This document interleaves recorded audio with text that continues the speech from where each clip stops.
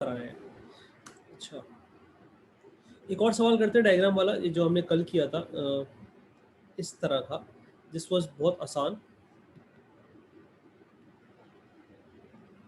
आज जो हम कर रहे हैं वो ये वाला है। इसमें थोड़ा ख्याल रखना होगा ज़रा डायमेंशंस का, और वेक्टर तो अपने को समझ में आ रहा है कि अगर मैं इस बॉक्स पे यूं जाऊंगा तो ये आई है, यूं ट्रेवल करूंगा तो ये जे है। करूंगा रिकॉर्डिंग अपलोड, वो आप टेंशन ना लो। ये है के।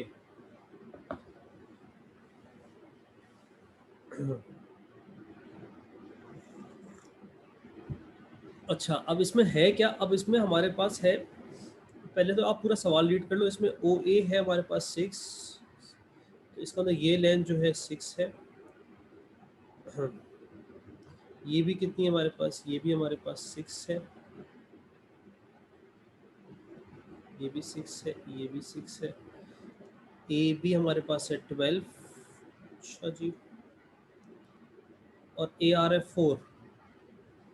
इसका मतलब ये लेंथ जो है हमारे पास, यहाँ से लेकर यहाँ तक की लेंथ हमारे पास 4 है, और पूरी जो है वो 12 है। और पी मिड पॉइंट है, तो अपने पास ये भी अंडरस्टूड है, ये भी क्या हो गया, ये भी हो गया 6। ये बहुत ज़रूरी है ये लेंथ्स। सही। अब हम सवाल पे जा रहे हैं। सवाल में कह रहा है find express each of the vectors P Q and R Q in terms of I J and K. तो हमें करना क्या है? इसके दो तरीके हैं करने के। एक, कुछ बच्चे डायरेक्टली कर लेते हैं, मैं डायरेक्टली वाला सवाल देखता हूँ अगर मुझे मिल जाए। इसमें मेरा एडवाइस ये होती है कि इन अल्फ़ाबेट्स को निकाल लो अलग अलग। जैसे कि पी क्यू आर का मतलब है मुझे चाहिए क्या क्या, मुझे चाहिए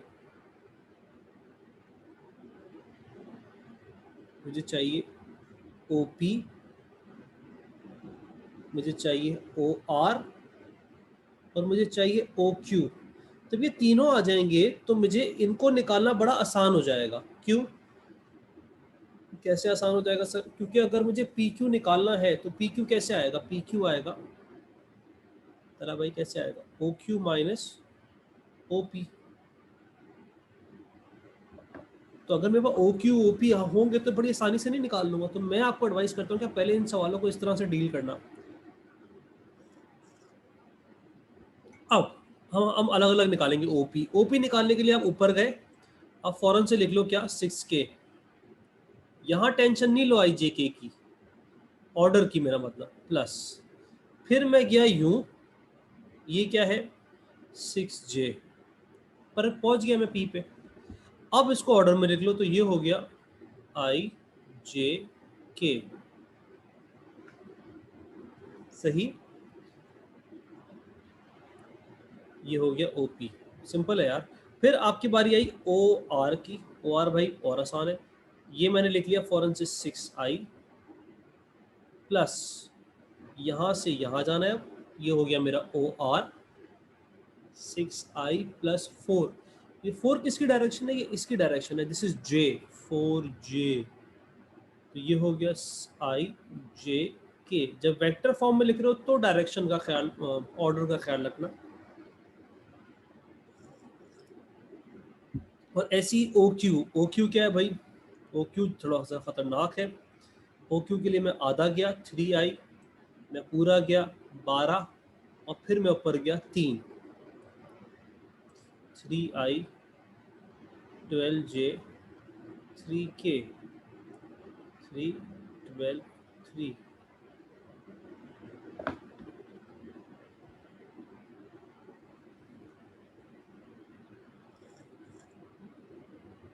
सही किया। अब ओ क्यू सब आ गया। अब मुझे करना क्या? अब मुझे निकालना है पी क्यू। ओ क्यू ऐसे आया ना यार, यहाँ से यहाँ गया आधा, 3I 12 पूरा गया, और 3 ऊपर गया। सही, ओके। अब पी क्यू चाहिए। पी क्यू क्या आ जाएगा? पी क्यू आ जाएगा 3 12 3 माइनस ओ पी क्या है भाई? 0 6 6।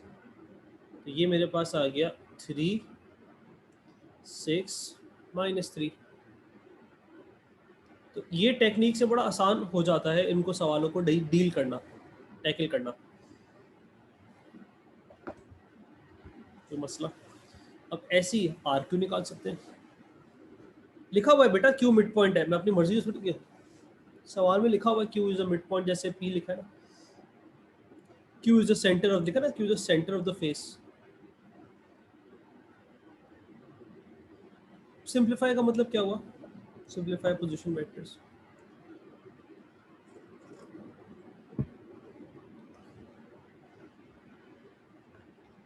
अच्छा, अब ऐसे ही आपके पास आ जाएगा क्या, आर क्यू।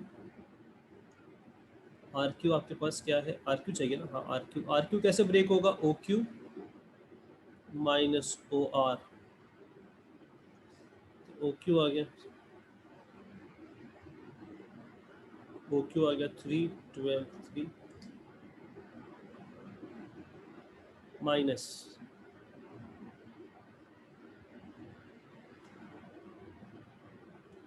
नहीं नहीं नहीं, इनको सिंप्लीफाई नहीं कर सकते, इसका तो आप गलत किसी और पॉइंट पे जा रहे हो ना। 1/4 1 का मतलब हो गया कि आप कहीं यहाँ 1 4 1 कहीं यहाँ पहुँचे हो, आप क्यू पे तो नहीं पहुँचे। कॉन्सेप्ट, सवाल अच्छा था तुम्हारा। अच्छा, ओ आर क्या है हमारे पास, 6 4 0 इज इक्वल्स टू -3 8 3। ये पहला पार्ट हो गया। ओ क्यों दोबारा बता देते हैं। देखो इधर खड़े हो, इधर इधर बंदा खड़ा है, इधर गया 3 3 रुक गया, फिर यहाँ से भागता गया भागता गया भागता गया, ये पूरी लेंथ ही 12 थी, जब भी मैंने स्टार्ट में लेंथ समझाई थी, ये 12 लिखी हुई है सवाल में। और फिर ऊपर गया 3 3 ही क्यों गया, क्योंकि लिखा हुआ है Q इज द सेंटर। अब ये आपका हो गया पहला पार्ट।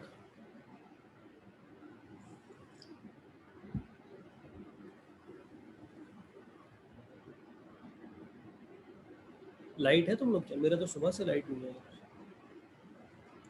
तो परसेंटेज भी लैपटॉप की 51 है।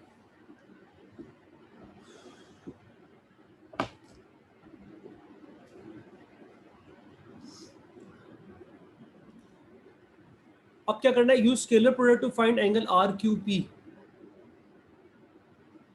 स्केलर प्रोडक्ट मैंने आपसे क्या कहा था, ये बहुत आता है, 80% सवालों में आपको मिलेगा बार बार, आर क्यू पी। इसका मतलब आपको फॉर्मूला बनाना है, और ये मैंने आपको सिखाया बड़ी बहुत सवालों में, आर क्यू पी। अब हमारे पास क्या है, अब हमारे पास आर क्यू पी के लिए या तो दोनों एरोज डाइवर्जिंग होनी चाहिए या दोनों एरोज कन्वर्जिंग होनी चाहिए, इससे फॉर्मूला बनता है ना। तो अब आप पहले वो वेक्टर इस पे फीड करना जो आपने ऑलरेडी निकाले हुए। जैसे मैंने क्या निकाला हुआ, मैंने निकाला हुआ पी क्यू, तो मैं इस एरो पे पी क्यू बनाऊंगा, मैंने पी क्यू बना दिया। और मैंने क्या निकाला हुआ, आर क्यू, तो मैं इस पे आर क्यू बनाऊंगा, ये मैंने बना दिया।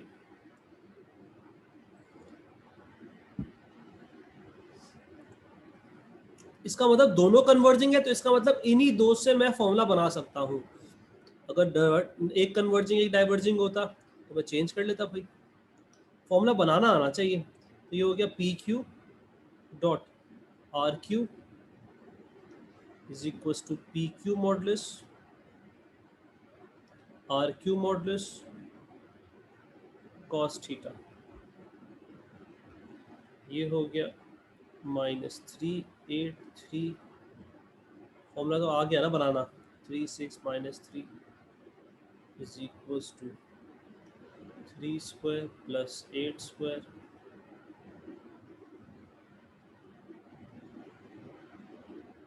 ये आ गया 3 square plus 6 square plus cos theta.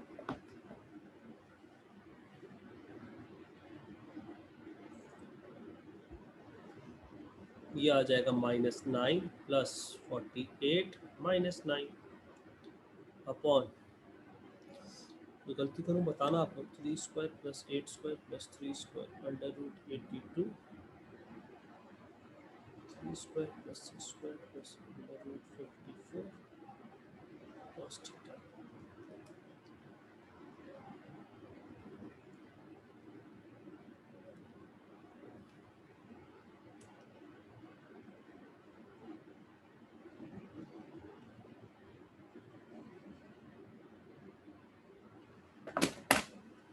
समझ में आया सलान भाई, मोहसिन, अशर भाई?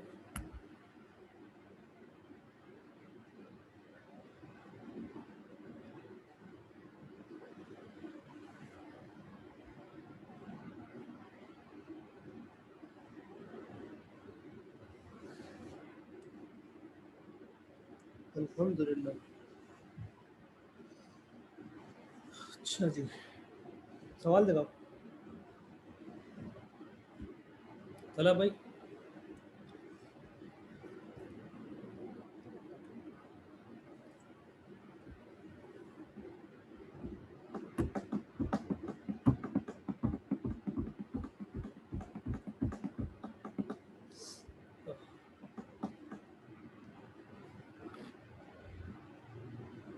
पढ़ाने दो भाई।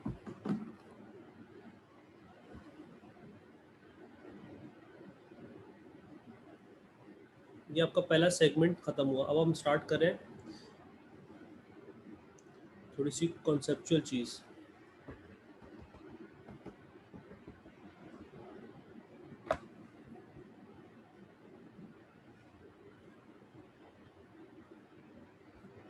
सही, मैं जा रहा हूँ अब। वेक्टर, ये है vector equation of a line. ये चीज़ हमेशा से A2 में थी और अभी भी A2 में है। वेक्टर इक्वेशन ऑफ लाइन का मतलब हम 3 डायमेंशन के अंदर एक लाइन की इक्वेशन कैसे बनाते हैं। दिस इज थोड़ा सा कॉम्प्लिकेटेड या कॉन्सेप्चुअल, तो बड़ा ध्यान देना आप लोग। वेक्टर इक्वेशन की, जैसे पहले तो हम 2D की बात करेंगे। 2D में लाइन की इक्वेशन क्या होती है? 2D में लाइन की इक्वेशन होती है y is equal to mx plus c. क्या मैं इसको वेक्टर फॉर्म में लिख सकता हूँ? हाँ बिल्कुल लिख सकता हूँ। 3 डायमेंशन में कैसे होती है? 3 डायमेंशन में होती है r, ये जनरल फॉर्म है, r is equal to a नहीं p plus t times of q। सारा खेल अब इस लाइन की इक्वेशन का है। इसमें क्या है? ये आर पी टी क्यू क्या है? अब मैं वो डिफाइन कर रहा हूँ। आर है general points on the line in 3 dimension. 3 dimension जैसे वाई और 2D से समझते रहना। जैसे y equal to m x plus c में वाई और एक्स क्या होता है? कुछ भी नहीं होता। Any line, any points on the line होता है, एनी पॉइंट्स इन 2 डायमेंशन होता है, वाई और एक्स, है ना? ऐसी आर है general points on the line. इसी तरह से P क्या है?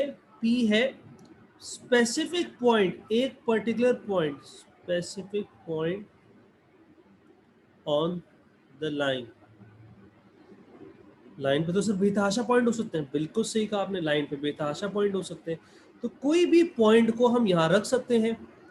लेकिन y equal to m x plus c में c भी तो यही होता है। पॉइंट सी क्या होता है? Specific point on the line. बस y equal to m x plus c में हम c की जगह कुछ और नहीं रख सकते, क्योंकि हर लाइन का एक पर्टिकुलर y इंटरसेप्ट होता है। यहाँ पर हम लाइन का कोई भी पॉइंट रख सकते हैं। t क्या है? t एक है पैरामीटर जो ग्रेडियंट की तरह वर्क करता है। पैरामीटर के लिए सिंबल कभी s यूज किया गया है, कभी लैम्डा यूज किया गया है, कभी म्यू यूज किया गया है। इन तीनों में से, इन चारों में से आप कोई भी यूज कर सकते हो, टी एस लैम्डा म्यू। सवाल नहीं करना भी। क्यू क्या है? क्यू है direction vector, direction vector on the line या ऑफ द लाइन। अब डायरेक्शन वेक्टर क्या है? डायरेक्शन देखो, ये बहुत सिंपल सी बात, अगर ये ए और बी है, एक लाइन के ऊपर 2 पॉइंट्स ए और बी हैं, तो ए और बी क्या है? ए और बी पोजीशन वेक्टर है। यहां आता है पोजीशन, यही कॉन्सेप्ट की बात है। यहां आता है specific point, points are position vectors. ये पोजीशन वेक्टर है भाई, ये तो ओरिजिन से है। तो सर फिर डायरेक्शन वेक्टर क्या हुआ? डायरेक्शन वेक्टर ये हुआ, ए बी या बी ए, ये है डायरेक्शन वेक्टर। अब आप समझना, आपको ऐसे नहीं समझ में आया होगा। जैसे कि मैं आपको समझाता हूँ 2 डायमेंशन से आसान करके। 2 डायमेंशन में क्या होता है? देखो, एक लाइन की इक्वेशन है,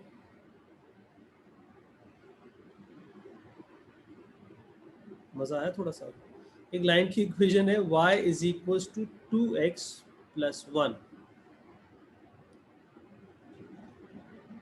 सही, इसका मतलब ये पॉइंट क्या है, ये पॉइंट है 0,1, वेक्टर फॉर्म में लिख सकता हूँ ना 0,1 को। अब 2 डायमेंशन को लिंक करना है इसके अंदर।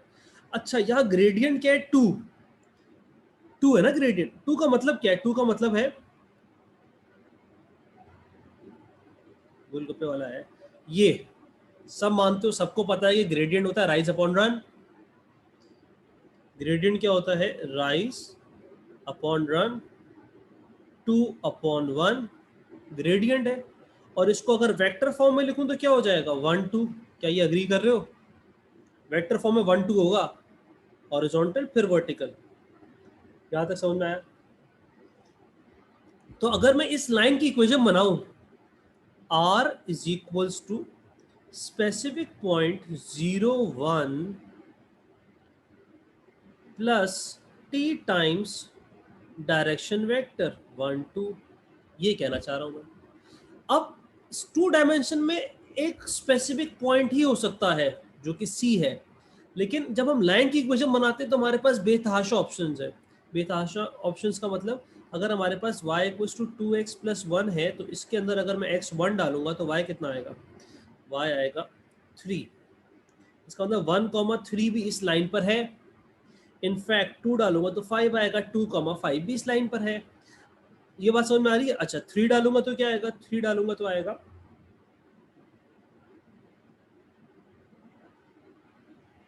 7। ये सारे इधर आ सकते हैं, ये बहुत ध्यान से समझना ये बात। ये सारे, कोई बच्चा 1 3 लिख सकता है, कोई बच्चा 2 5 लिख सकता है, कोई बच्चा 3 7 लिख सकता है, सब सही है मेरे भाई, सब सही है।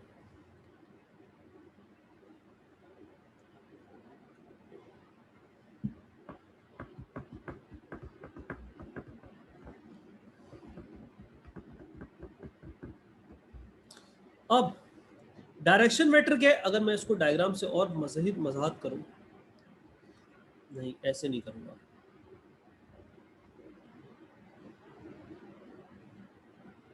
समझ में आ रहा है कि नहीं आ रहा।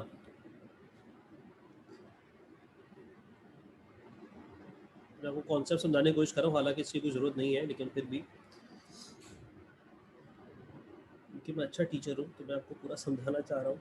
2 4 6 4, हमने लाइन की इक्वेशन क्या बनाई, हमने लाइन की इक्वेशन, हाँ लाइन की इक्वेशन थी 2x प्लस 1। मैं इसको प्लॉट करके, मैं 2 डायमेंशन, मैं 3 डायमेंशन जो समझाने से रहा। 2x प्लस 1 का मतलब हो गया 0 1 से लाइन पास कर रही है, 1 3 से कर रही है, 2 पे 5 से कर रही है, 3 पे 7 से कर रही है, 4 5 6 7।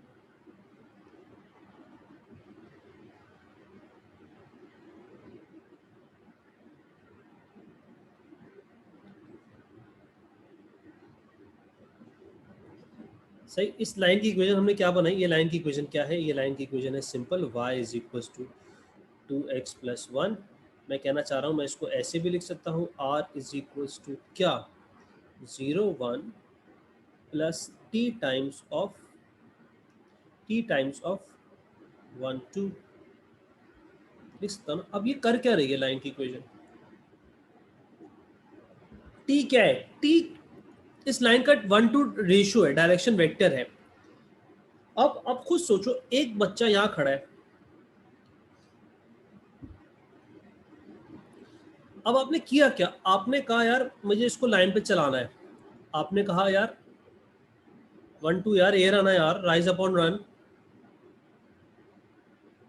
गुस्सा क्यों दिला रहे हो। अच्छा, ये आ गया 1 2, एक मिनट, जब तक आगे छापो।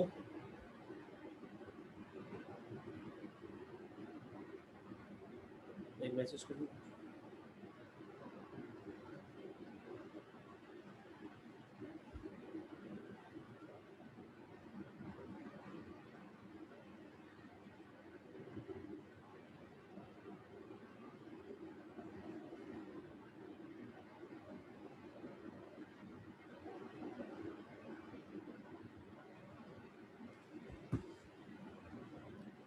सर कहना क्या चाहते हो भाई, मैं ये कहना चाहता हूँ तला भाई कि आप टी की वजह कोई वैल्यू बताओ तला भाई।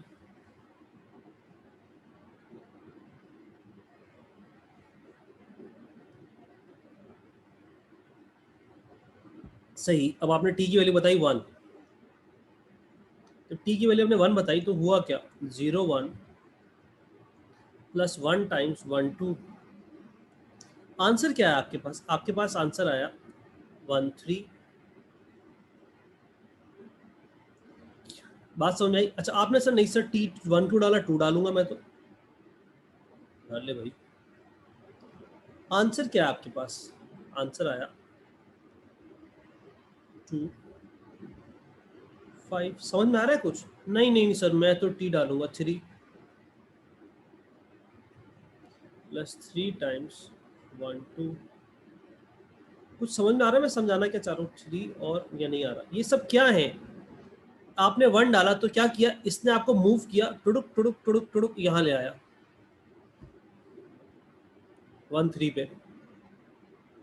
आपने डाला 2, ये इसका स्टार्टिंग पॉइंट है। इसने क्या किया, समझो ये आपका कोऑर्डिनेट है, ये स्टार्टिंग पॉइंट थी, ये आपका स्टार्टिंग पॉइंट है, ये आपका P है, ये आपका Q। ऐसे एग्जांपल दे रहा हूँ, समझिए आपका R है, ये PQR है। अब आपने जब वैसे ही 1 डाला तो आप, ये सिर्फ कॉन्सेप्चुअल, आप P पे पहुंच गए। अब आपने जैसे ही 2 डाला तो इसने किया क्या, इसने आपको डबल के रेशियो से मूव किया। बहुत इंपॉर्टेंट बात मैंने बोली, डबल के रेशियो से क्या किया, मूव किया। तो उसने आपको यहाँ पहुंचा दिया। अब जैसे आपने R3 डाला, अब समझ में आया, उसने वो क्या किया, ट्रिपल के रेशियो से आपको मूव करके वो यहाँ पे ले गया। लेकिन बात क्या हुई, बात ये हुई कि आप रहे लाइन के ऊपर ही, लाइन से इधर उधर तो नहीं हो गए ना।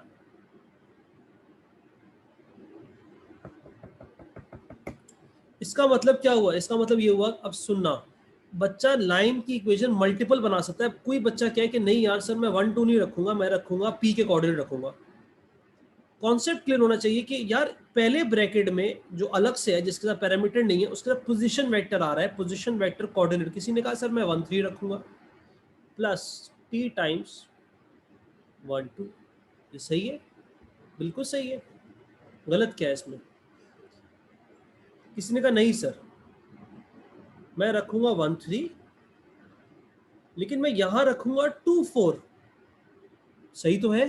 गलत क्या है? डायरेक्शन वेक्टर है, डायरेक्शन वेक्टर का मतलब हो गया, ये डायरेक्शन वेक्टर है, ये देखो, ये और ये 2 4।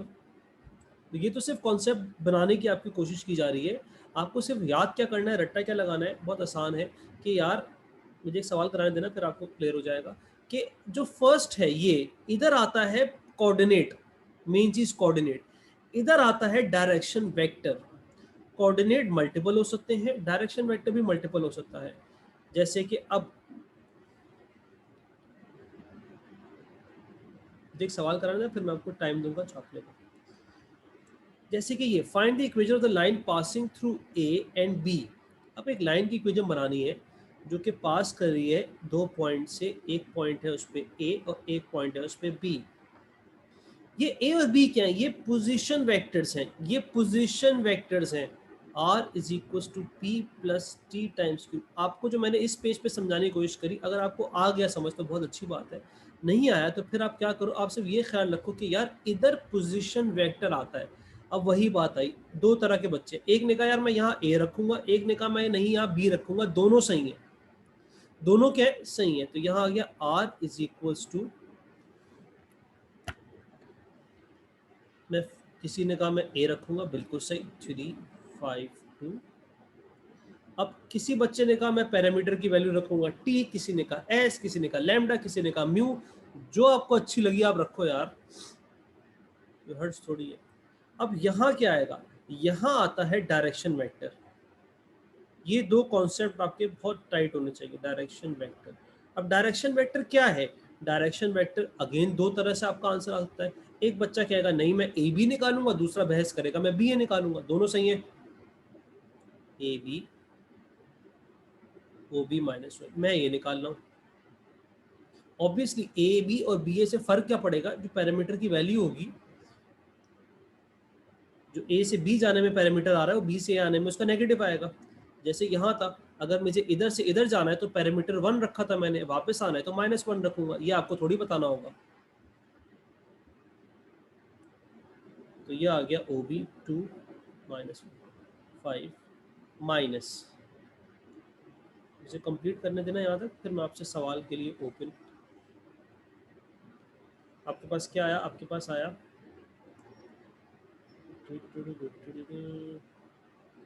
ये आया आपके पास -1 -9 3, यही आया। O B -1 -9 3। तो एक बच्चे का, या मल्टीपल आंसर हो सकते हैं, एक बच्चे का आंसर हो सकता है इसके अलावा ये 2 -4। ये यहाँ क्या है? यहाँ कोऑर्डिनेट है, बस इतनी सी बात है। s times -1 -9 3। ये नहीं, इसके अलावा भी आंसर हो सकते हैं। अब किसी बच्चे ने a के साथ बी ए रख दिया तो उसका आंसर क्या आएगा? उसका आंसर आएगा 193 -3, सॉरी। जिसने बी ए निकाला उसका क्या आंसर आएगा? 19 -3, वो भी सही है। देखो डायरेक्शन वेक्टर बहुत सारे हो सकते हैं, लेकिन जितने भी डायरेक्शन वेक्टर हो सबका रेशियो सेम रहेगा।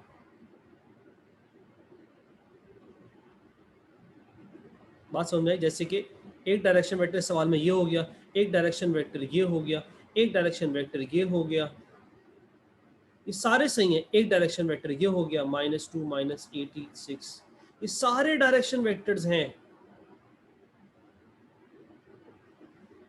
यहां पर अगर आपने कोऑर्डिनेट रख दिया ए या ओ बी तो ये भंड है आपका। इसका मतलब आपको समझ में नहीं आया कि पोजीशन वेक्टर और डायरेक्शन वेक्टर में क्या फर्क है।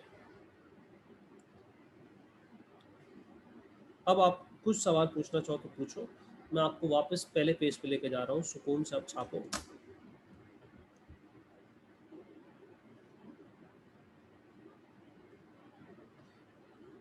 और पूछो।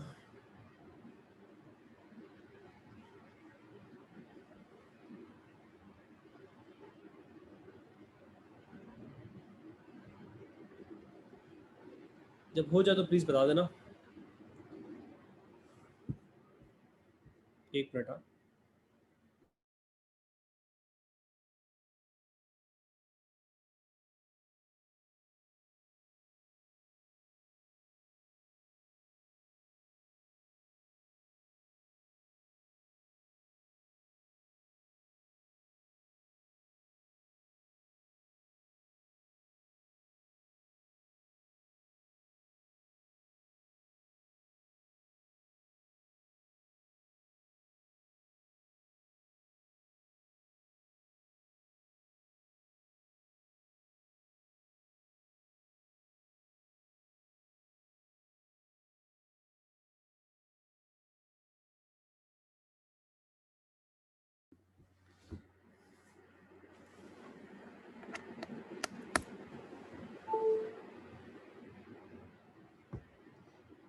मेरे भाई ओ ए जो है वो ओरिजिन से डायरेक्शन वेक्टर है, लाइन पे कहाँ से डायरेक्शन वेक्टर हो गया?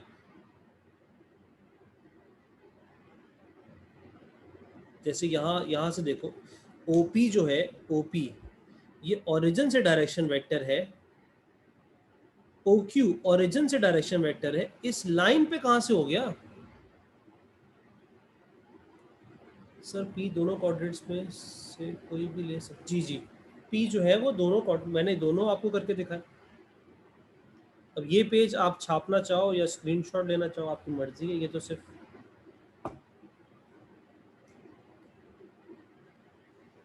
कॉन्सेप्ट है।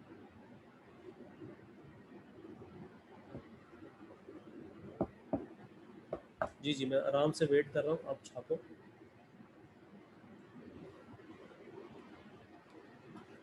एक मिनट, मैं पहले ये पेज तो कॉपी करने दो, फिर अगले पेज पे जाऊंगा ना।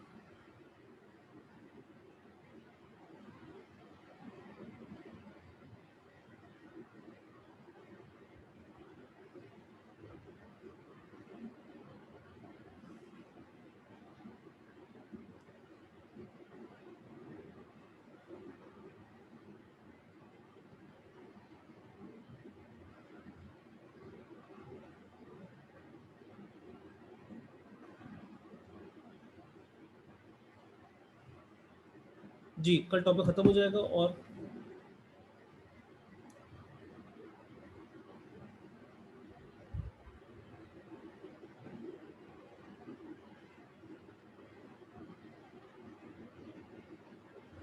मंडे से इंशाल्लाह, नेक्स्ट वीक से इंशाल्लाह।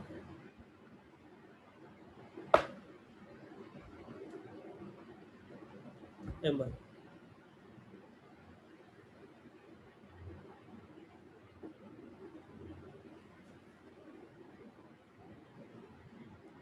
t पैरामीटर है, वो तो अननोन है, वो तो अननोन है। हाँ,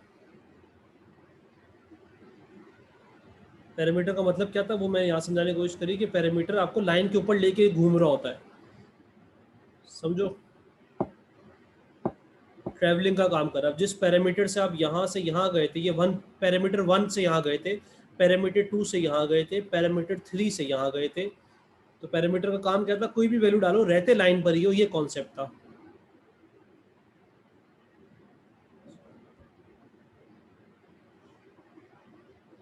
क्या कहना चाह रहा था, भुला दिया।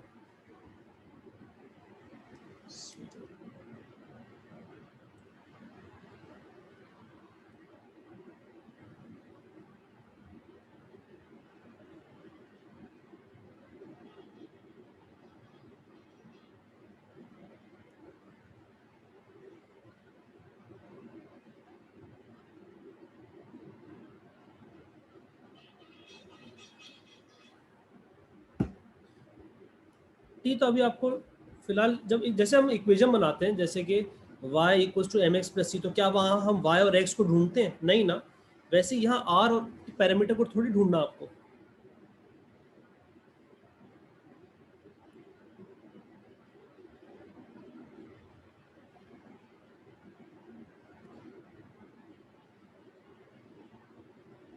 सही। जैसे अगला सवाल है, अगला सवाल में क्या है, अब आपके पास जैसे यासिर भाई ने कहा सर यहाँ पर आप अगले साल क्यों, यहाँ कोऑर्डिनेट्स आएंगे, यहाँ पर क्या आएगा, कोऑर्डिनेट्स। ठीक है, कोऑर्डिनेट्स में आपके पास ये है equation r equals to p plus t. ये p और q, इसको मत ले लेना ये अल्फ़ाबेट, ये जनरल फॉर्म कभी मैं ऐसे लिखूंगा, कभी मैं ऐसे लिखूंगा, a plus t times b। ये a और b कोऑर्डिनेट्स नहीं है, हाँ, ये तो बस ऐसे नाम दिया हुआ है। तो r is equals to, concept क्या है, कॉन्सेप्ट ये है कि इधर जो है, इधर इधर पोजीशन वेक्टर आते हैं, पोजीशन वेक्टर कोऑर्डिनेट्स होते हैं। अब आपकी मर्जी है, एक बच्चे ने कहा मैं यहाँ पर लूंगा p इस केस में, एक ने कहा मैं लूंगा q, जो आपकी मर्जी है। 1 माइनस 1 6 प्लस टी टाइम्स, यहाँ क्या आएगा, यहाँ आएगा डायरेक्शन वेक्टर। अब समझो ये लाइन है, इस लाइन पे ये पॉइंट P है, ये पॉइंट Q है, ये ओरिजिन से क्या है, पोजीशन वेक्टर्स और डायरेक्शन वेक्टर्स हैं। इस लाइन पे जो डायरेक्शन वेक्टर होगा वो क्या होगा, वो या तो PQ होगा या QP होगा। ये आपके पास ऑप्शन है, चॉइस है, आप क्या निकालना चाह रहे हो हसन भाई, आप बताओ। जैसे ऊपर मैंने AB लिया था, अब आप क्या लोगे, PQ लोगे QP लोगे, बताओ। QP, QP ले लो भाई, इसमें हर्ज क्या है। QP आ जाएगा OP, तो हम एरो चेंज कर देते हैं, QP आ जाएगा OP माइनस OQ। अब आई समझ में, 1 माइनस 7, मैंने उल्टा लिख दिया ना, QP लिया है तो यहाँ आएगा OP 3 4 minus 7 minus OQ 1 minus 1 6। तो ये मेरे पास क्या आ रहा है, ये मेरे पास आ रहा है 2 5 7 8 9 10 11 12 13।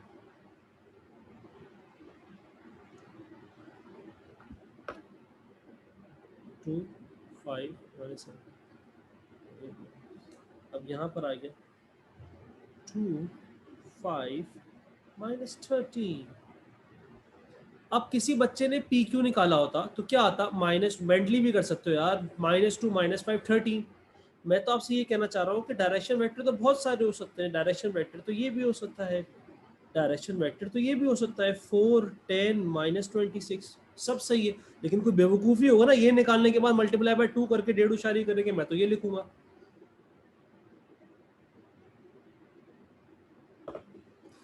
जी सर, अब समझ आ गया, मर्जी है आपकी कि कोई भी कोऑर्डिनेट, बस यही सवाल समझने का था जो आपने समझा कि इसकी जगह है पोजीशन वेक्टर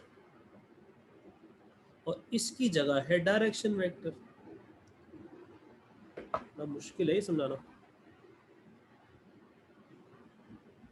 आराम समझ में आया ईशान भाई, असलैन?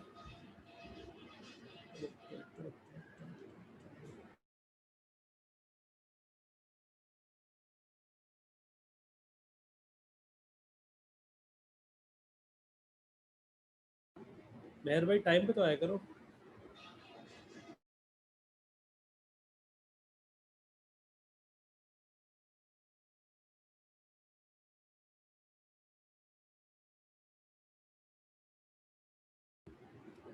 मिसबा का पत्ता कट गया।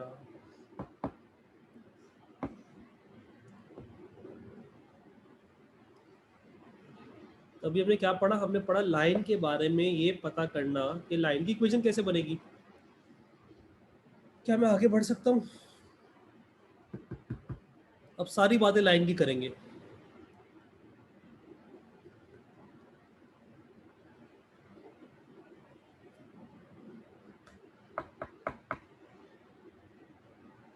अरमान भाई हजम हुआ?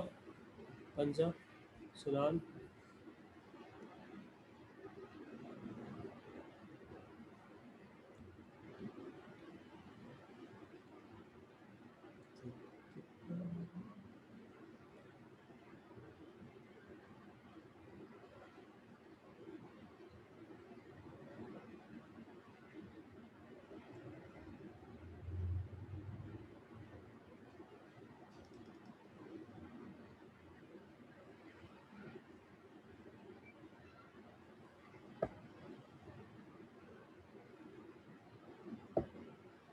इसका मतलब मेरा आपसे सवाल है, अगर आपका कॉन्सेप्ट बन गया तो हमें ये कैसे पता चलेगा कि लाइंस पैरेलल है, और ये कैसे पता चलेगा कि दो लाइंस परपेंडिकुलर है?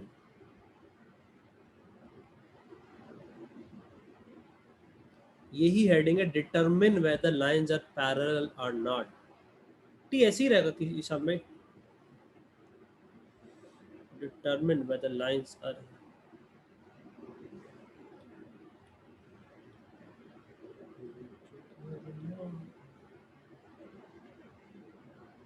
पता कैसे चलेगा?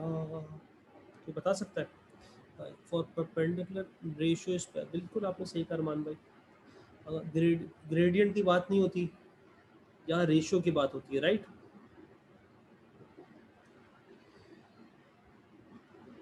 तो मैं आपको ये लिखवा देता हूँ, क्या? Parallel and perpendicular.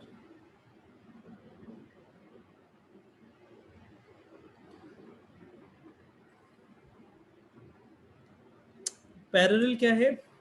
पहले तो आर, एक ही लाइन है a plus t times b, और दूसरी लाइन है r is equal to p plus t times of q. अगर दो लाइंस पैरेलल हैं तो क्या होगा? अगर दो लाइंस पैरेलल हैं तो जैसे एक लाइन ये और एक लाइन ये, इनका द रेशियोज, भाई इन पे ए और पी तो अलग अलग होगा ना, उस पर अलग पॉइंट होगा, इस पर अलग पॉइंट होगा, लेकिन लेकिन लेकिन the ratios of the direction vector of the two lines will be equal. अब मैं आपसे एक छोटी सी बात अर्ज करता हूं, अगर आपके पास जैसे टू डायमेंशन में एक लाइन है, इसका रेशियो है 2 4, टू रन है और 4 राइज है। इसी तरह से एक और लाइन है, इसका रेशियो है 1 2। तो ये दोनों पैरेलल हुए ना, वैल्यू में बराबर नहीं हो, रेशियो में बराबर होने चाहिए। आई बात समझ में? हम पैरेलल वेक्टर्स पढ़ चुके भाई। रेशियो का मतलब क्या? जैसे ये 2 4 -4, 1 2 -2, ये वैल्यू में सेम नहीं होंगे, रेशियो वैल्यू में भी हो सकते हैं लेकिन रेशियो में सेम होंगे।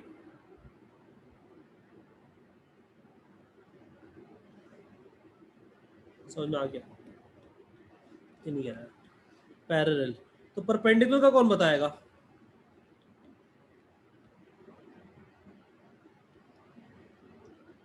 परपेंडिकुलर, क्या बात है अरमान, क्या बात। इस पे बी है, इस पे क्यू, मतलब रेशियोज पी एंड क्यू की बात हो रही है। The ratios of the direction vectors,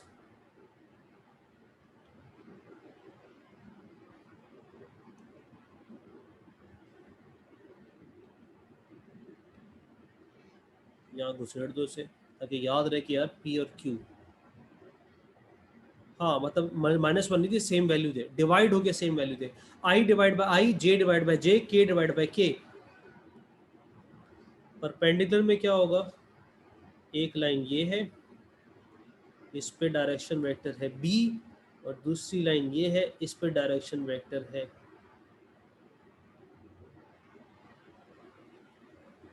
for example q. तो अगर परपेंडिकुलर है तो हमें पता है if two lines are perpendicular then q dot b is equals to 0।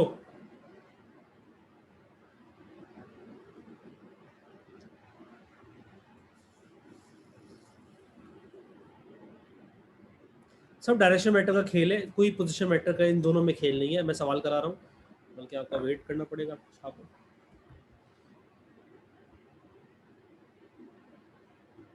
बिल्कुल सही कहा आपने, ये स्केलर प्रोडक्ट के ही करेक्शन है, ये स्केलर प्रोडक्ट की तो है। स्केलर प्रोडक्ट क्या होता है, q dot b is equal to q modulus b modulus cos of theta. ये केस बन गया to find angle between two lines, तो वहाँ ये फॉर्मूला लिखवाऊंगा, अभी आएगा वो।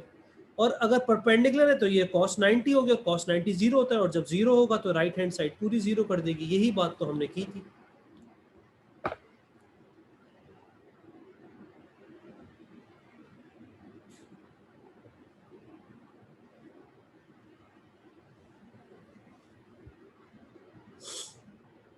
खाना खा लिया तुम लोग तो यार, खाना खाते हो पढ़ रहे होगे।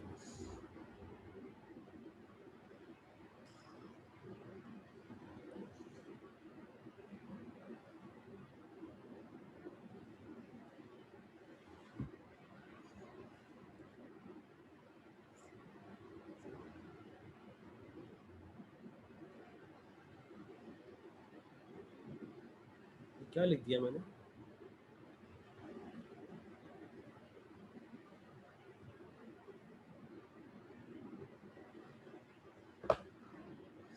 ये डॉट प्रोडक्ट ही तो है, जो लेफ्ट हैंड साइड होती है उसको डॉट प्रोडक्ट कहते हैं। अच्छा मैं आगे जा रहा हूँ सवाल पे, ताकि आर इज इक्वल्स टू,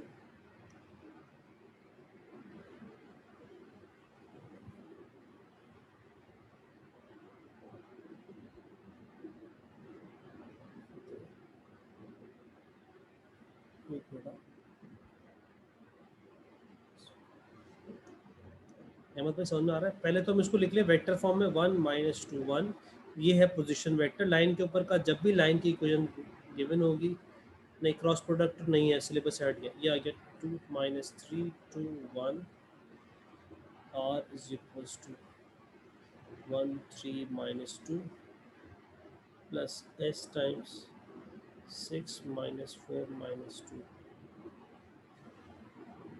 जब भी इक्वेशन गिवन हो उसको इस फॉर्म में लिख लेना।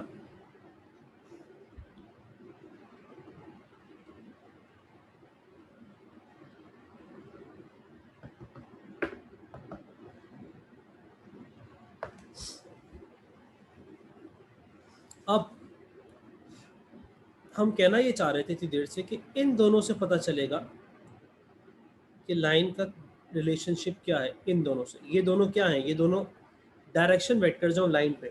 अगर दो लाइन की इक्वेशन गिवन होगी तो जाहिर है एक के लिए वो अलग पैरामीटर यूज करेगा, दूसरे के लिए अलग करेगा। तो अभी हम क्या करेंगे, अभी हमें प्रूफ करना है कि lines are parallel not, parallel है या नहीं है। तो अगर पैरेलल है तो क्या होगा, रेशियो सेम होगा, तो हम रेशियो निकालते हैं, देख के पता चल जाता है। 6 divide by -3 -4 divide by 2 -2 divide by 1 all give the same ratio, that is -2। therefore lines are parallel.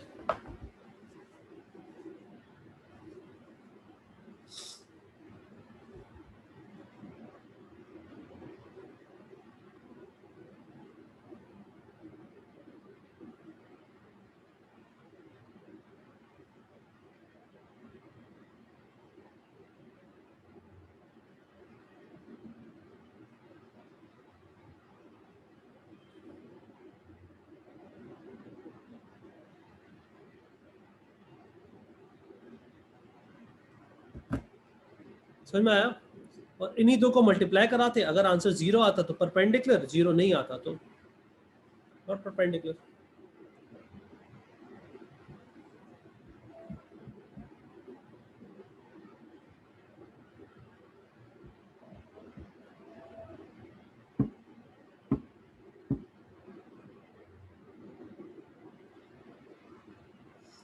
मतलब ये अगर मैं करता -3 2 1, यार यासिर भाई तुम अजीब यार, व्हाट इज दिस, -4 -2, ये आता -18 -8 -2.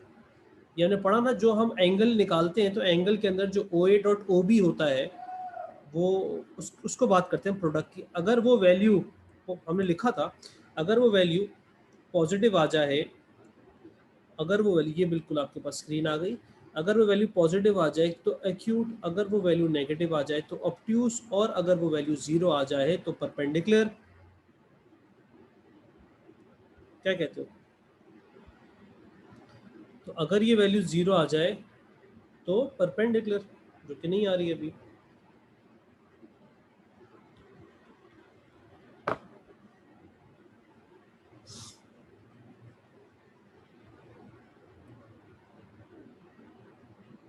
ये केसेस है लाइन के ना. पहला क्या था, finding equation of a line, दूसरा था determine whether lines are parallel और नॉट.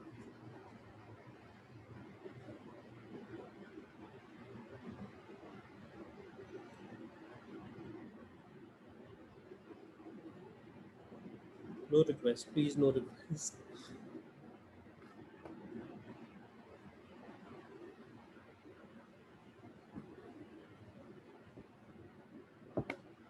यार नहीं अरमान भाई, रीसेंट है टॉपिक तो.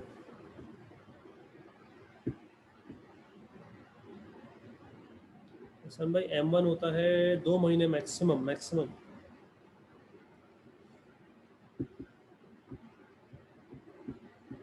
दूसरी चीज, लाइन का डायरेक्शन वेक्टर जरूरी नहीं है कि लाइन के ऊपर हो.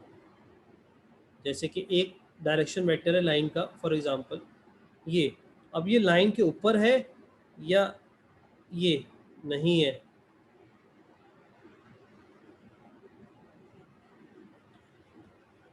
तो डायरेक्शन वेक्टर लाइन के ऊपर हो या ना हो उससे कोई फर्क नहीं पड़ता.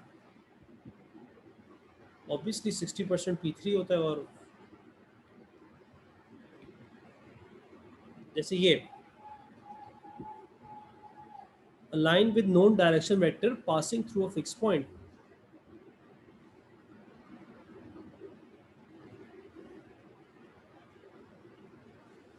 मैं लिखवा देता हूँ, if a line is parallel to a given vector, then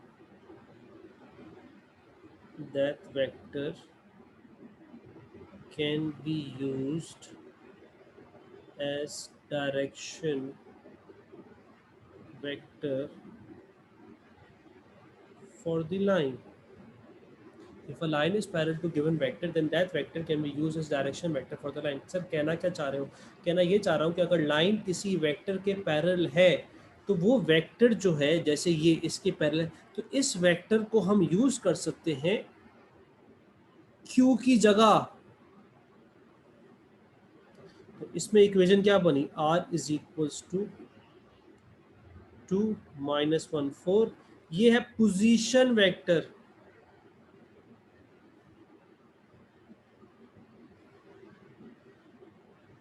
plus lambda times 1 1 -2.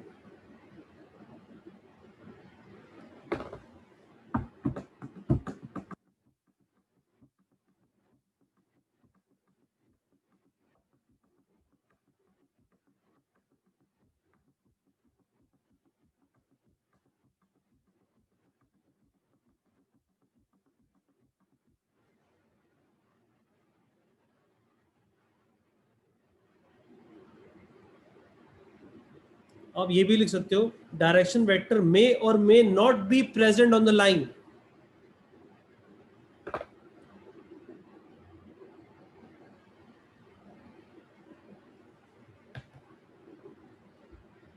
College खुला है मंडे से, कोई न्यूज मिली आप लोगों को?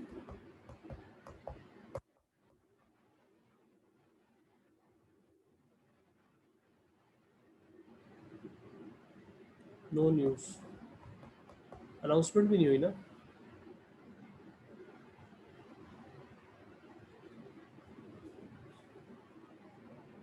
कल मीटिंग है, अच्छा।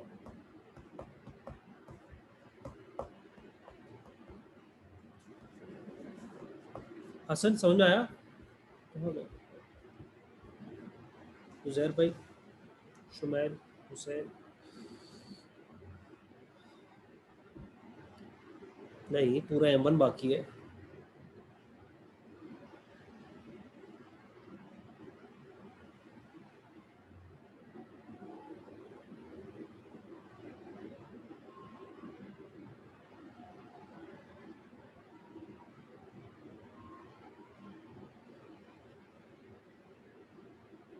सही, A2 के अंदर प्लेन भी होते हैं। प्लेन प्लेन आपके सिलेबस से हट गया, पहले सिलेबस में था, अब नहीं था। आप जब पास ओवर करोगे, खुद से करने बैठोगे, जब भी करोगे, तो जब वेक्टर का सवाल है तो आपको ख्याल रखना पड़ेगा A2 के वेक्टर के अंदर अगर प्लेन का जिक्र आएगा तो आप वो नहीं करोगे। ट्रिपीजियम रूल आएगा तो वो आप नहीं करोगे।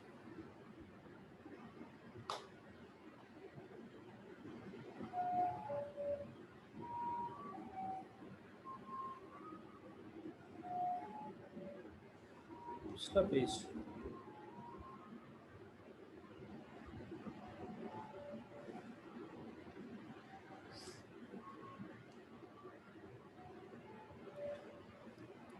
आइसक्रीम वाला है, हाँ।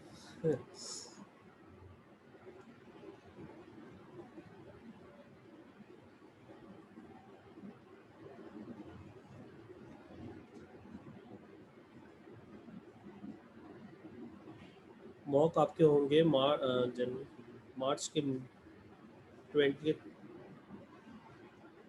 मार्च के बाद ही होंगे या फर्स्ट वीक ऑफ अप्रैल में होंगे।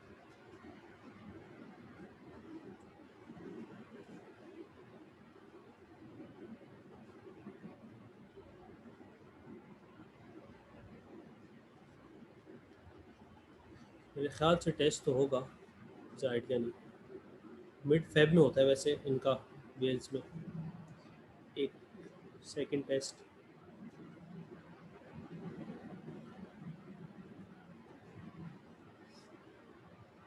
खैर, ब्रेक लेते हैं 10 मिनट का, नमाज पढ़ लें जोर की, उसके बाद स्टार्ट करते हैं।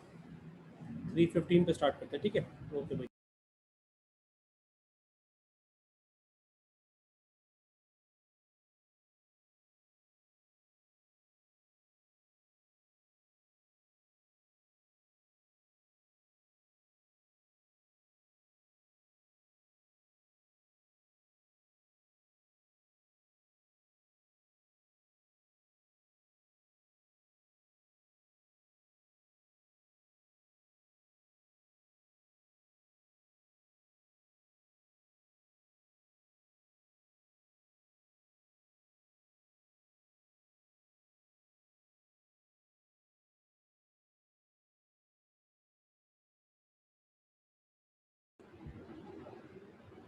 सॉरी, आवाज़ नहीं आ रही?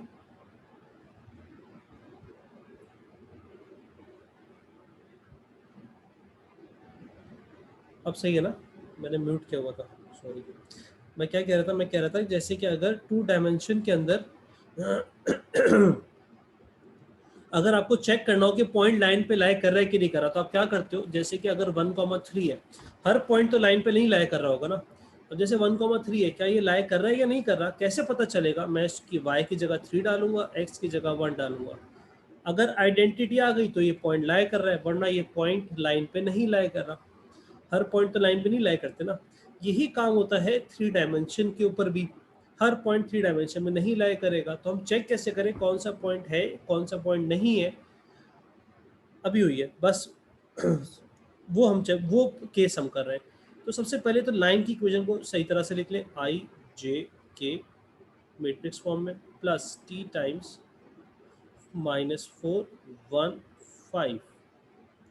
अब इसमें लिखा है डिटरमिन वेदर द पॉइंट ए और B lies on the line, मतलब आपको ये चेक करना है कि क्या ए है या नहीं है, बी है या नहीं है।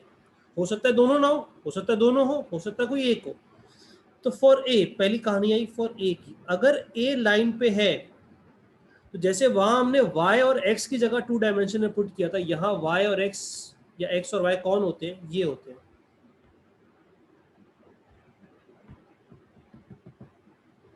तो यहाँ पर हम क्या करेंगे, हम r की जगह b a के कोऑर्डिनेट पुट करेंगे, 5 1 -6 इज इक्वल्स टू, r क्या है, r है, क्या लिखा था r, देखो जनरल पॉइंट इन 3 डायमेंशन, और क्या है, कोई भी point in 3 dimension is equals to -142 plus t -1 plus 5t।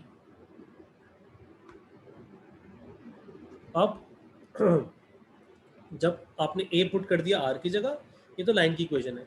अब मैंने वही कहा, हर पॉइंट लाइन पे नहीं लाया कर रहा होगा, तो पता क्या चलेगा कौन सा पॉइंट लाइन पे है कि नहीं है। आपको इधर से 3 इक्वेशन बनती नजर आ रही है कि नहीं आ रही। एक इक्वेशन 1 -40 पहली, दूसरी equation 1 is equal to 2 plus t, और तीसरी equation -6 is equal to -1 plus 5t।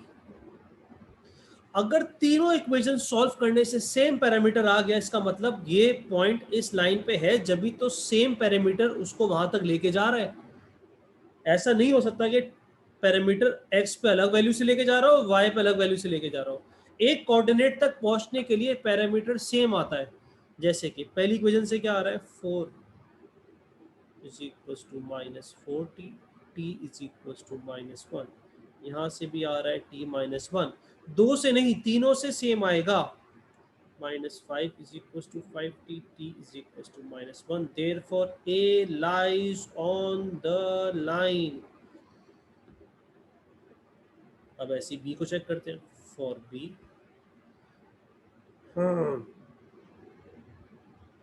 समझ में आया मेहर मोहसिन मुबशिर।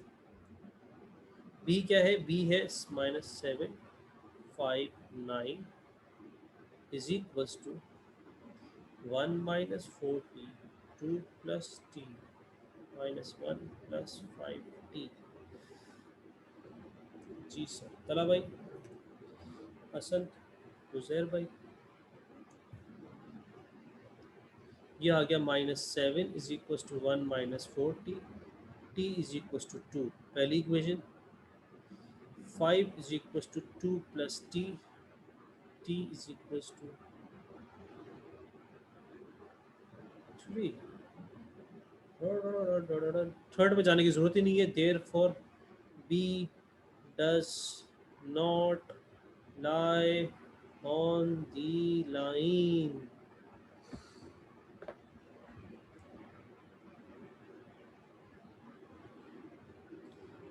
तला कहाँ गए, हेलो यामीन यासिर।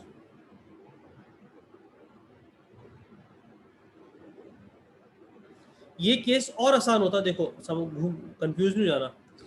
हेलो हेलो यस, जैसे कि अगर होता ए और बी, तेरा क्या पका खाने में अभी दोपहर में, अगर यहाँ होता डिटरमिन वेदर पॉइंट ए और B lies on the line, अगर कहता दोनों ए और बी लाइन पे हैं, कहता कि यार चेक कर दोनों ए और बी लाइन पे, अभी उसने ये नहीं कहा।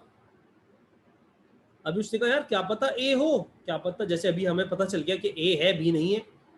लेकिन अगर सवाल होता कि determine whether both A and B lie on the line, determine whether both A and B lie on the line, तो हमारे पास दो पॉइंट को प्रूफ करने के दो मेथड होते हैं।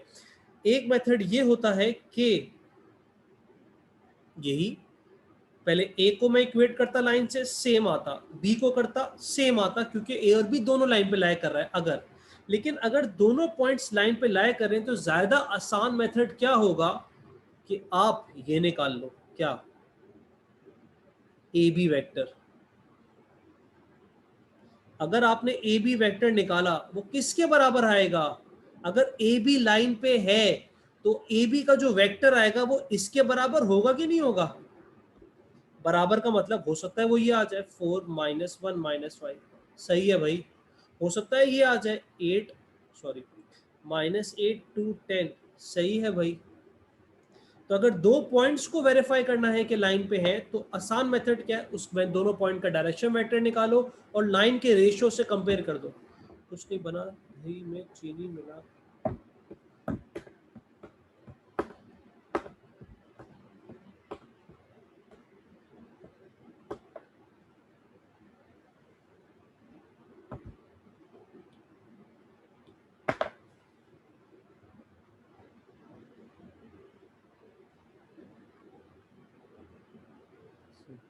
तुम्हारा पेट दही चीनी से भर जाएगा तला भाई।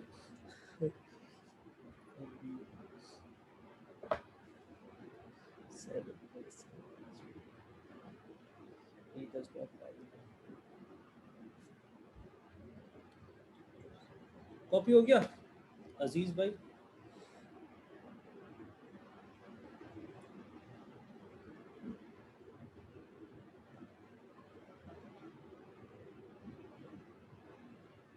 ओपीटीपी की अच्छी डील आई हुई है फूड पांडा पे।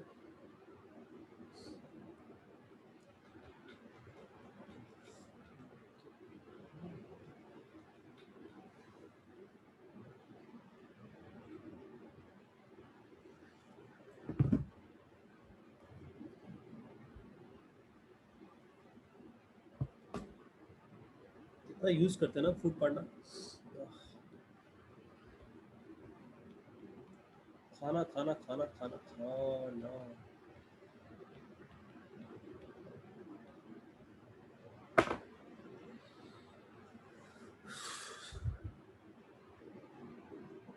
जी जी पक्का। क्या लोगे ट्वीट में?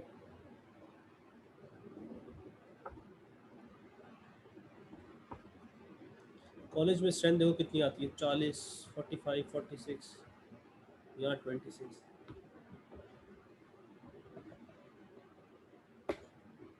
मूस and plucks.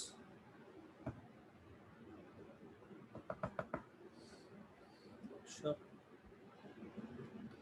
R is equals to A plus T times B, R is equals to P plus S times Q। कहते हैं रात 10 बजे से लेकर 2 बजे तक करोड़ों की सेल होती है पाकिस्तान में खाने की, जिसमें से नंबर 1 होता है पिज्ज़ा, कराची में। हम्म, हर रोज डेली। देखो चाय का रिकॉर्ड कैसा बनाया हमने। अच्छा, एंगल बिटवीन टू लाइंस में हम क्या करेंगे? एंगल बिटवीन टू लाइंस में हम करेंगे बी। पिज्ज़ा कोई खाने की चीज़ है तला भाई? B Q is equals to B modulus, sorry, B dot Q is equals to B modulus Q modulus cos of theta. If you want to, ये अभी हमने डिस्कस भी किया था, अगर हमें दो डायरेक्टर्स के दरमियान एंगल निकालना है तो हम यूज़ करेंगे, क्या यूज़ करेंगे? इसे हम कहते हैं क्या? इसे हम कहते हैं, हम पढ़ चुके, स्केलर प्रोडक्ट। स्केलर प्रोडक्ट क्या करता है? एंगल निकाल के देता है। जब स्केलर प्रोडक्ट में डालेंगे वैल्यूज़ को तो हम ख्याल रखेंगे, फॉर्मूला तो हमें यूज़ करना आता है, हम पढ़ चुके, बस ख्याल रखेंगे कि हमें डायरेक्शन वेक्टर यूज़ करने हैं, पोजीशन वेक्टर नहीं यूज़ करने।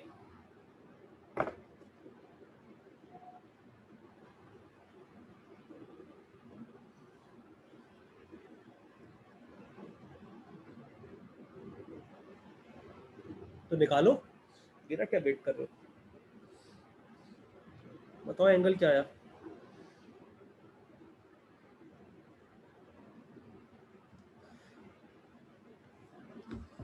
जो पहले आंसर देगा उसको नैंडोज की चिकन।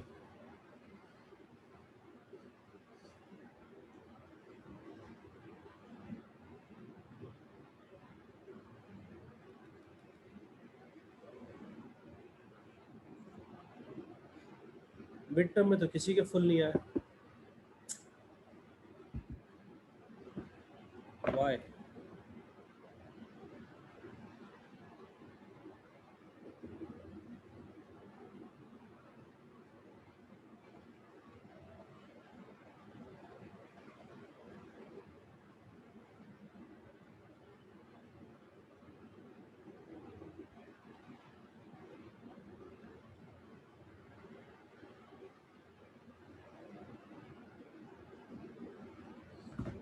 रेंडोस एस, यस, किसी का आंसर ही नहीं आया। हमारे जो हज़रत इब्राहिम अलैहिस्सलाम थे, इनकी आदत थी जब भी ये खाना खाना स्टार्ट करते थे तो ये वेट करते थे कि कोई गरीब मिस्कीन उनके साथ शेयर करें और फिर खाना खाएं।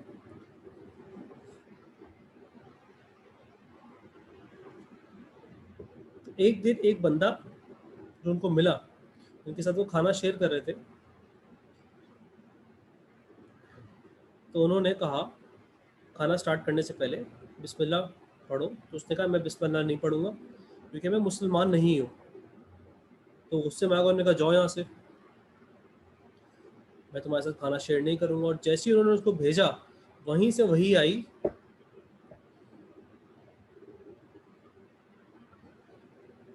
कि बंदा बूढ़ा था, 80 साल का था, कि वो 80 साल से हम उसको खाना खिला रहे हैं, हज़रत जिब्राइल अलैहिस्सलाम वही लेके आए, 80 साल से हम उसको खाना खिला रहे हैं, हमने खाना नहीं रोका, हालांकि वो हमें नहीं मानता, तो तुम कैसे रोक सकते हो। उनको फ़ौरन रियलाइज़ हुआ और फ़ौरन उन्होंने उस बंदे को जाके तौबा की और उस बंदे को जाके रोका और फिर खाना खाया उसके साथ। मतलब इस वाक्य से क्या मिलता है कि हम गुनाहगार से नफरत नहीं करनी चाहिए, उसके गुनाह से नफरत करनी चाहिए।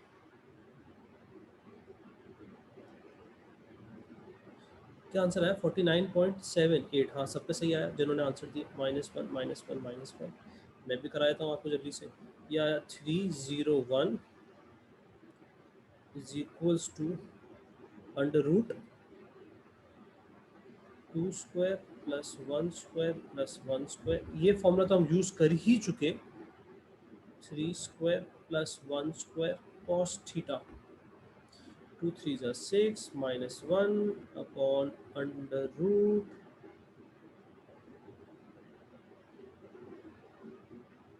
under root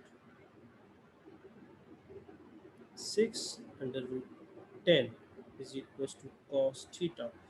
थीटा आया अपने पास, shift cost 5 divided by under root 60, shift mode 10 divided by degree 49.7 degrees।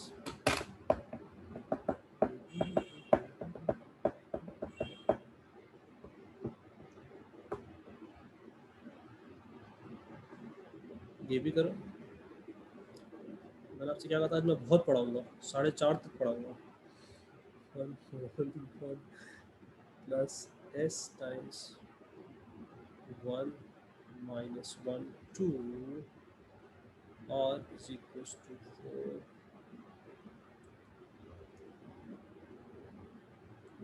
t times 2 2 1। Copy क्यों करोगे, खुद सॉल्व करना चाहिए था।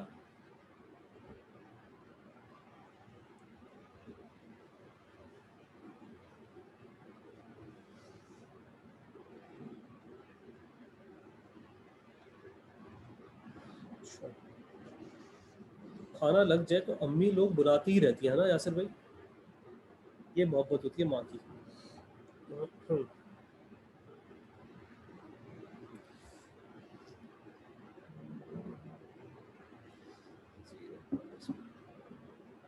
अरमान भाई हो गया copy?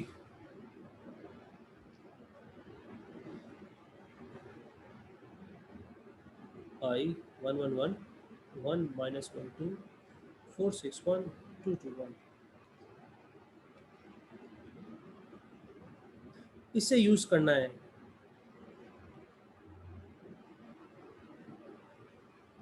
These are the direction vectors on the line।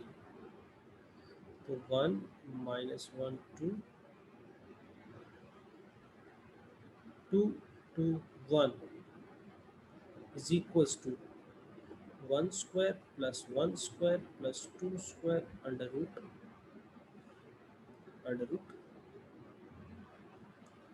2 square plus 2 square plus 1 square cos theta।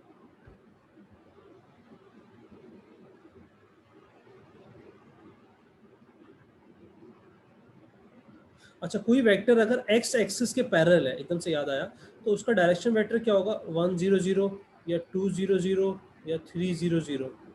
अगर कोई वेक्टर y एक्सिस के पैरेलल है तो उसका डायरेक्शन वेक्टर क्या होगा? 0 1 1, 0 2 0 या 0 3 0, कुछ भी हो सकता है। तो cos थीटा हमारे पास आ गया 2 -2 +2 √6 √9 theta is equals to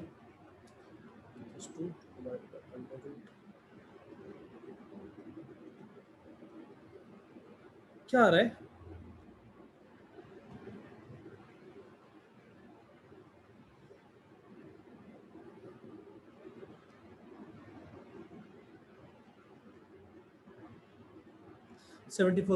last कौन सा लास्ट वाला?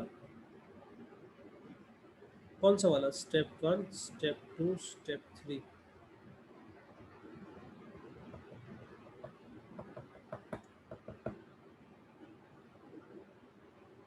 ये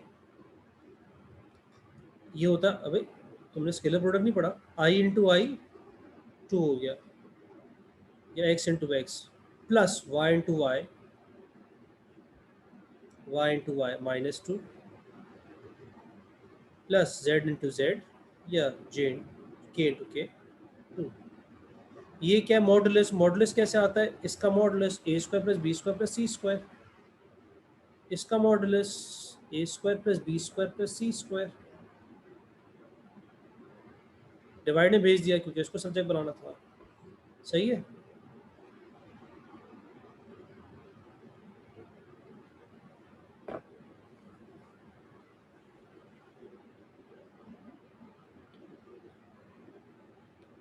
अब जो मैं केस करा रहा हूँ ये बड़ा खतरनाक है और इस पर हम एंड करेंगे करने के बाद, क्योंकि मैं चाहता हूँ आप इस पर ज़रा टाइम लगाओ घर पे आज। फिर कल मैं इसका एक और सवाल कराऊँ। ये है खतरनाक, perpendicular distance from point two the line. इसके 4 स्टेप्स हैं और हर सवाल में ये अच्छी बात ये है कि ये 4 स्टेप्स ही होंगे, तो मैं वह स्टेप साथ साथ लिखवाता जाऊंगा। ये आपको शायद समझ में ना आए तो आप स्टेप्स याद कर लेना। देखो कर क्या रहे हैं, एक लाइन है जो कि है r इज इक्वल टू 4 -1 9, ये लाइन के ऊपर का पॉइंट है, और ये क्या है 4 -9 9, ये लाइन के ऊपर का क्या है पॉइंट, प्लस लैम्डा टाइम्स, उसने लैम्डा यूज कर लिया, -2 1 -2, ये लाइन पे एक डायरेक्शन वेक्टर है। तो लाइन का डायरेक्शन वेक्टर क्या है? -2 1 -2। इस केस के लिए बहुत अटेंटिव हो जाओ, ये बहुत आता है। अब कह रहा है the point A has vector 3 8 5, तो पॉइंट ए जो है वो कहीं यहाँ पर मौजूद है, कहीं भी हो 3 8 5। हमें करना क्या है, हमें इधर से लेकर इधर तक की परपेंडिकुलर लेंथ निकालनी है, इस रेड लाइन की लेंथ निकालनी है। Find the length of perpendicular from A to the L. तो मैं इस पॉइंट को जहां से कट कर रहा है उसको मैं कह रहा हूं एफ।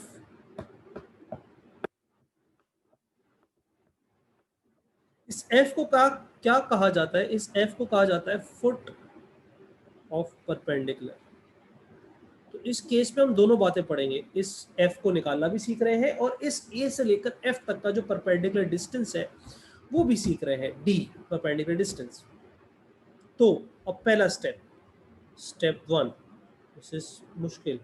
स्टेप 1 में आप क्या करोगे, आप, मैंने इसको ओ एफ कह दिया, एक आप करोगे ओ एफ ढूंढोगे, ओ एफ। मैं स्टेप्स लिखवा रहा हूँ क्योंकि ये समझना थोड़ा सा मुश्किल है, तो आप इस पैटर्न को याद कर लेना। ओ एफ हमेशा यही होगा, इसी को बंद कर दोगे आप। ओ एफ क्या है? ओ एफ आपके पास है 4 -2 लैम्डा -9 प्लस लैम्डा 9 -2 लैम्डा। क्यों सर ये क्यों है? अब सवाल आता है ये क्यों है। उसका जवाब ये है कि भाई पैरामीटर की कोई ना कोई वैल्यू होगी ना जो आपको इधर तक लेके जाएगी। तो पैरामीटर क्या है हमें नहीं पता, तो इस लाइन के ऊपर एक्चुअली एफ नहीं, इस लाइन पे जितने पॉइंट होंगे वो सारे के सारे यही होंगे। इस लाइन पे पी क्यू आर सबके जनरल पॉइंट यही होगा, लेकिन सबके लिए पैरामीटर तो फर्क होगा ना। ये हो गया स्टेप 1।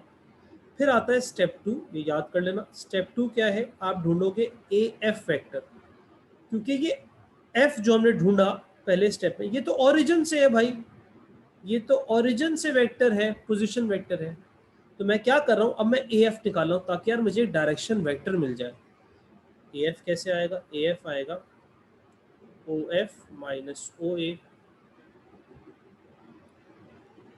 ओ एफ आया 4 minus 2 lambda minus 9 plus lambda 9 minus 2 lambda minus A F निकालने का मतलब एक डायरेक्शन वेक्टर मिल जाए।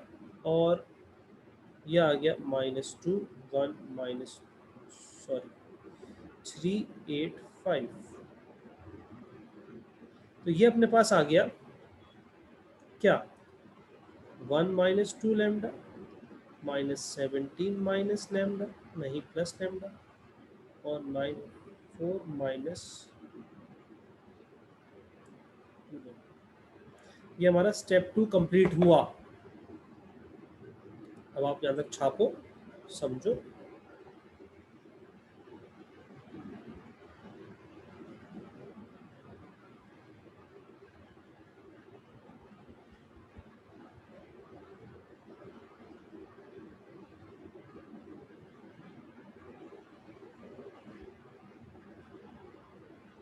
जी जी बिल्कुल होगी, कल ख़त्म करेंगे इंशाल्लाह वेक्टर्स, इंशाल्लाह।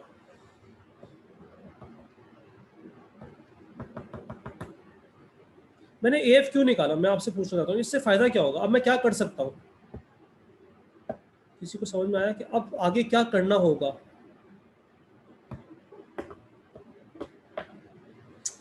ज़ीरो प्लस ज़ीरो क्या मतलब? ठीक, वाह ज़बरदस्त, वाह वाह वाह वाह वाह,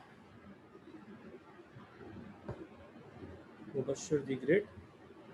सीरियस हो गया मुबश्शिर? यस ख्वाजा भाई ज़बरदस्त। इसका डायरेक्शन वेक्टर निकालने का मतलब है कि यार इसका डायरेक्शन वेक्टर और लाइन का डायरेक्शन वेक्टर, क्योंकि ये परपेंडिकुलर हैं, तो हम पढ़ चुके, बार बार वही चीज़ आ रही है कि स्केलर प्रोडक्ट डॉट प्रोडक्ट इनका क्या होगा, ज़ीरो। तो यहाँ से हमें वो पैरामीटर की वैल्यू मिल जाएगी जिससे ये कंडीशन फुलफिल हो कि एफ जो कि परपेंडिकुलर था, उस एफ तक पहुँचने के लिए पैरामीटर क्या होना चाहिए हमें मिल जाएगा। तो स्टेप 3 यही है। स्टेप 3 क्या है, हम ए एफ के वेक्टर को मल्टीप्लाई कराएंगे डायरेक्शन वेक्टर ऑफ लाइन से। डी एल क्या है, डी एल है डायरेक्शन वेक्टर ऑफ लाइन। तो आपके पास आ गया 1 माइनस 2 लैम्डा -17 प्लस लैम्डा 4 -2। बस यही केस इस टॉपिक वेक्टर का ख़तरनाक है। डायरेक्शन वेक्टर ऑफ लाइन क्या है, ये होता है direction vector -2 1 -2 -2 1 -2 is equal to 0 -2 plus 4 lambda -17 plus lambda -8 plus 4 lambda is equal to 0। 4 4 8 9 9 lambda is equal to 17 18 19 20 21 22 23 24 25 27 lambda is equal to 3। यहाँ से हमें वो लैम्डा मिल गया, वो पैरामीटर मिल गया जिससे हम एफ तक पहुंचेंगे।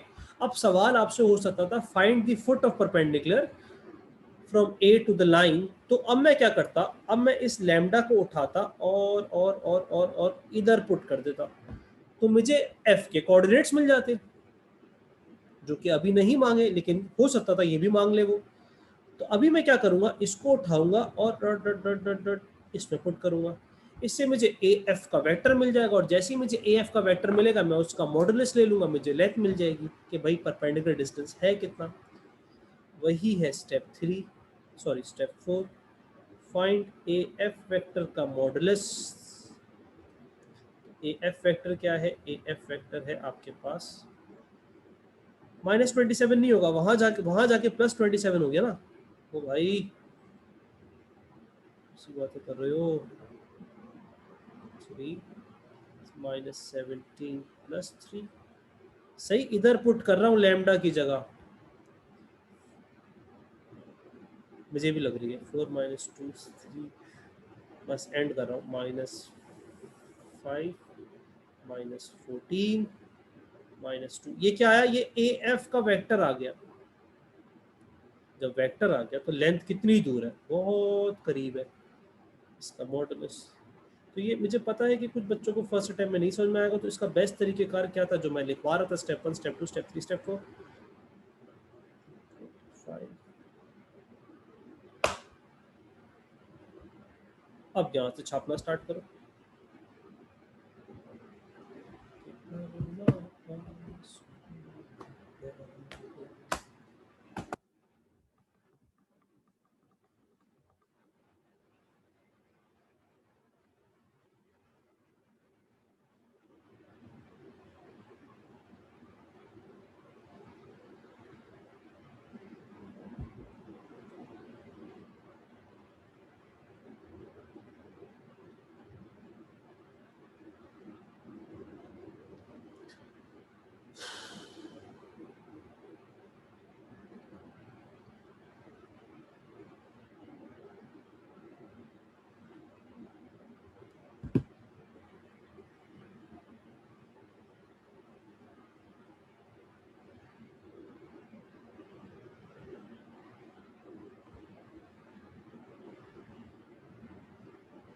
असफर भाई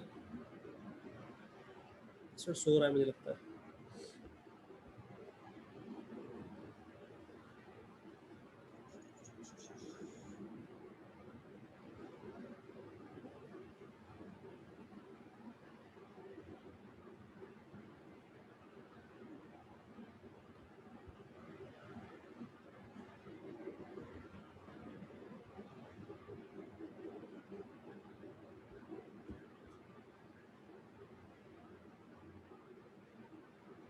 छाप लो तो बताना।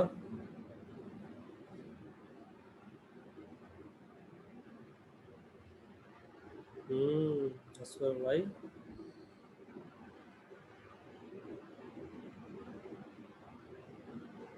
बस हो गया, कल मिलते हैं, जिन्होंने कर लिया वो जा सकते हैं।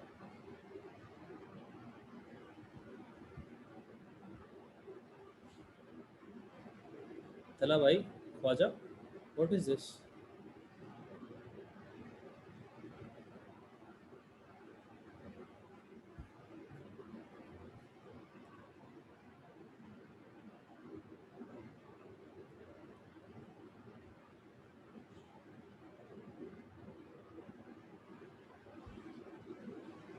पीटीएम में मैं शायद A2 में ना हूँ, मैं चला जाऊँ जल्दी A2 के टाइम पे।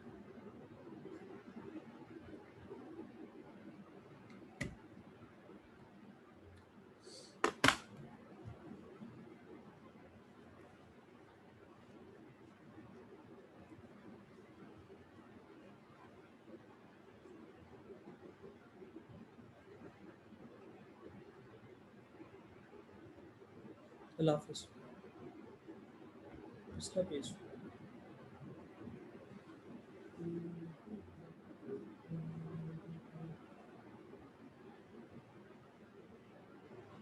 इस केस को देख लेना दोबारा से। ओके भाई बहन, अल्लाह हाफिज़, टेक केयर।